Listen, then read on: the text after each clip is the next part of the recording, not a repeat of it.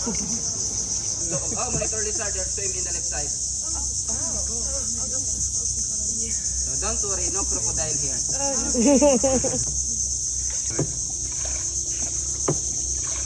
So the name of this river po, di call it Sabang River. So actually yung river po natin di call it Sabang because of the mixture of the water we have here.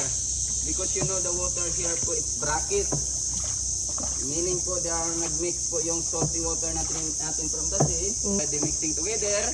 That's why po the result brackish water. So that is the meaning of Sabang. Sabang means sa from the word of salt.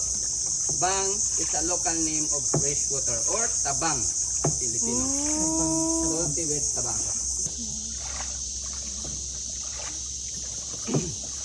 So in the whole area of Sabang po, actually we have 40 different species of mangrove po. There are many kind of mangrove in the country of Philippines.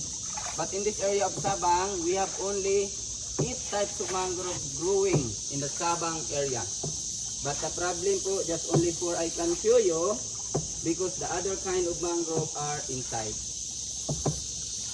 So if they have some students, they are study about nature, so we need to go all the mangrove we have in the area. So snake po in the left side.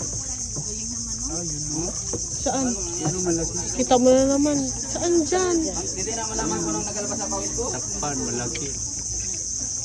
Saan? Yeah, actually they have two of them, the snake.